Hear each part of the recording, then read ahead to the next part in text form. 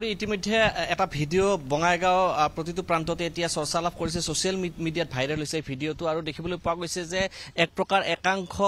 চিকিৎসকে এই যিখন বঙাইগাঁও অসামৰিক চিকিৎসালয় আছে এই চিকিৎসালয়খন এক প্ৰকাৰ মাছৰ বজাৰত পৰিণত কৰা বুলি ইতিমধ্যে অভিযোগ উত্থাপন কৰিছে আমি যদি ভিডিঅ'টোৰ কথা ক'বলৈ যাওঁ তেতিয়াহ'লে ৩-৪ দিন আগৰ হয়তো এইটো ভিডিঅ' হ'ব আৰু এই ভিডিঅ'টো এক প্ৰকাৰ বঙাইগাঁও প্ৰতিগৰাকী লোকৰ আপোনাৰ হোৱাটছআপ বা ফেচবুকৰ জৰিয়তে এই ভিডিঅ'টো আচলতে ভাইৰেল হৈছিল আৰু তাৰপিছত জিলা আয়ুক্তৰ এক প্ৰকাৰ তেখেতৰ দৃষ্টিগোচৰ হৈছিল আৰু জিলা আয়ুক্তৰ দৃষ্টিগোচৰ হোৱাৰ পিছত এই ভিডিঅ'টোক লৈ পেলাই ইতিমধ্যে এটা তদন্ত ঘোষণা কৰা হৈছে আৰু এডিসি হেলথক এই ভিডিঅ'টোৰ লৈ পেলাই তদন্ত কৰিবলৈ দিয়া হৈছে জিলা আয়ুক্তৰ তৰফৰ পৰা ইতিমধ্যে এই সমগ্ৰ কথাখিনি আমি জানিব পাৰিছো আৰু আমি যদি ক'বলৈ যাওঁ তেতিয়াহ'লে দেখিবলৈ পাইছে বঙাইগাঁও অসামৰিক চিকিৎসালয়ৰ যিগৰাকী অধীক্ষক আছে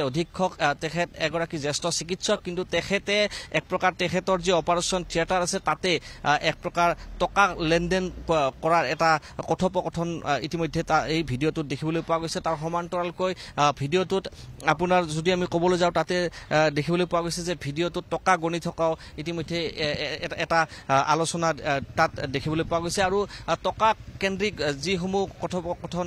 তাত শুনিবলৈ পোৱা গৈছে তাৰ মানে আমি যদি ক'বলৈ যাওঁ তেতিয়াহ'লে এইখন বঙাইগাঁও অসামৰিক চিকিৎসালয় আমি যদি দৃশ্য দেখুৱাওঁ এই বঙাইগাঁও অসামৰিক চিকিৎসালয়ত দীৰ্ঘদিনীয়া অভিযোগ ইতিমধ্যে আছে যে এই চিকিৎসালয়খনত টকা নহ'লে আপোনাৰ চিকিৎসা নকৰে এই ধৰণৰ অভিযোগ দীৰ্ঘদিন ধৰি হৈ আহিছিল কিন্তু সেই অভিযোগ এক প্ৰকাৰ এতিয়া এক প্ৰকাৰ প্ৰমাণিত হ'বলৈ ধৰিছে এই ভিডিঅ'ৰ জৰিয়তে ভিডিঅ'টোত টকা লোৱাৰ কোনো ধৰণৰ আপোনাৰ দৃশ্য নাই যদিও যিখিনি কথা আপোনাৰ তাত পাতি থকা হৈছে অৰ্থাৎ আমি যদি ক'বলৈ যাওঁ তেতিয়াহ'লে টকা নহ'লে যেন এই চিকিৎসালয়খনত আপোনাৰ চিকিৎসা নচলে সেই কথাকে এই ভিডিঅ'ৰ জৰিয়তে এক প্ৰকাৰ প্ৰমাণিত হোৱা দেখিবলৈ পোৱা গৈছে যিহেতু আপোনাৰ তদন্ত ঘোষণা কৰা হৈছে জিলা আয়ুক্তৰ তৰফৰ পৰা তদন্ত ইতিমধ্যে ঘোষণা কৰা হৈছে তদন্তত সামগ্ৰিকভাৱে জলজল পটপট হৈ উঠিব যে এই সামগ্ৰিক ঘটনাৰ বিষয়বস্তুটো কি আছিল তদন্তৰ পিছত জানিব পৰা যাব কিন্তু এই মুহূৰ্তত আমি জনাব বিচাৰিছোঁ যে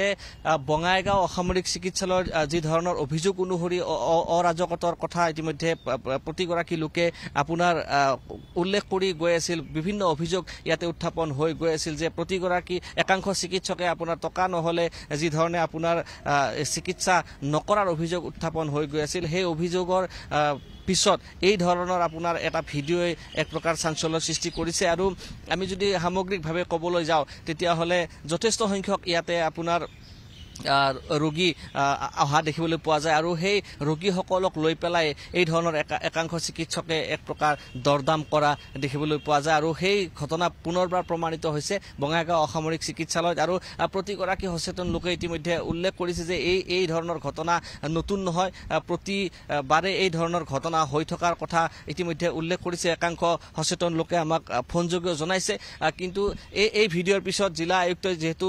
আপোনাৰ এক তদন্ত ঘোষণা কৰিছে জিলা আয়ুক্তৰ তৰফৰ পৰা তদন্ত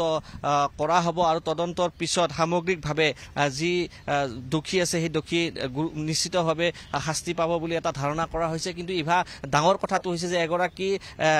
অধীক্ষক আয়ুষে যদি দেখুৱায় তেতিয়াহ'লে দেখিবলৈ পাইছে বঙাইগাঁও অসামৰিক চিকিৎসালয়ৰ অধীক্ষক ডক্টৰ কৌচেৰ আলী আৰু তেখেতৰ লগতে এই কথোপকথন দেখিবলৈ পোৱা গৈছে আৰু তাতকৈ গুৰুত্বপূৰ্ণ কথাটো হৈছে যে এগৰাকী অধীক্ষক পৰ্যায়ৰ লোকে এই ধৰণৰ টকাক লৈ পেলাই যেতিয়া কথা বতৰা কৈ থকা দেখিবলৈ পোৱা গৈছে সেই ভিডিঅ'টোত তাক লৈ পেলাই যথেষ্ট সচেতন লোক উদ্বিগ্ন হৈছে কাৰণ যিহেতু হস্পিটেলৰ মুৰব্বীগৰাকীয়ে যেতিয়া এই ধৰণৰ কথা বতৰা আপোনাৰ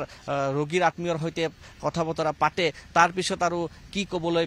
ভাষা নাই বুলি বহু সংখ্যক লোকে ইতিমধ্যে উল্লেখ কৰিছে আৰু আমি যদি ক'বলৈ যাওঁ তেতিয়াহ'লে মই পুনৰ উল্লেখ কৰিছোঁ যে বঙাইগাঁও অসামৰিক চিকিৎসালয়ত এই ধৰণৰ অভিযোগ দীৰ্ঘদিনীয়া কিন্তু এই অভিযোগসমূহ দীৰ্ঘদিনীয়া হোৱাৰ পিছতো কোনো ধৰণৰ তথ্য প্ৰমাণ হয়তো নাছিল কিন্তু যিহেতু এটা ভিডিঅ' এতিয়া আপোনাৰ ভাইৰেল হৈছে আৰু এই ভিডিঅ'টোতে আমি দেখিছোঁ যে কথোপকথনত কিন্তু স্পষ্টভাৱে আছে আৰু তাত টকা গণি থকা আপোনাৰ দৃশ্য আছে আপুনি যদি যায় আমাৰ দৰ্শকসকলে দেখিবলৈ পাব যে তাত টকা আপোনাৰ গণি থকা দৃশ্য আছে অৰ্থাৎ যিখন চিকিৎসালয়ত আপোনাৰ চিকিৎসা বিনামূলীয়া হ'ব লাগে য'ত আপোনাৰ টকাৰ লেনদেন বিশেষকৈ কেছ টকাৰ লেনদেন আপোনাৰ হ'বই নালাগে সেইখন হস্পিটেলৰ ভিতৰত আপোনাৰ যি আপোনাৰ অস্ত্ৰোপচাৰ কক্ষ আছে তাত আপোনাৰ টকা গণি থকা ভিডিঅ' আপোনাৰ ইতিমধ্যে ভাইৰেল হৈছে আৰু নিশ্চিতভাৱে প্ৰতিগৰাকী আপোনাৰ প্ৰশাসনিক যি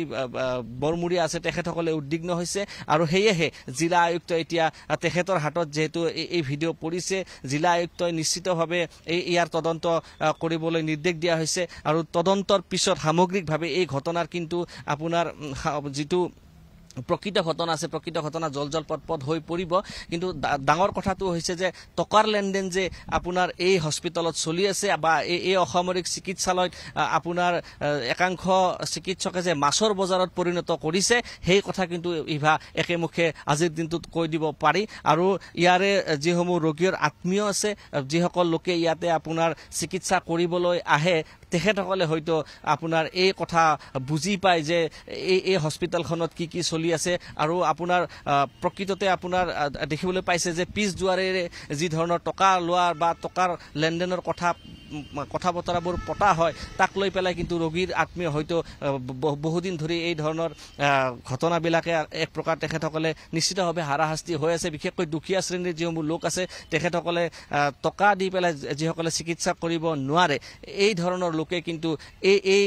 যি হস্পিটেল আছে এই হস্পিটেলত যথেষ্ট আপোনাৰ হাৰাশাস্তিৰ সন্মুখীন হোৱাৰ এটা ধাৰণা কৰি থকা হৈছে ইভা এই মুহূৰ্তত ধন্যবাদ জনাইছো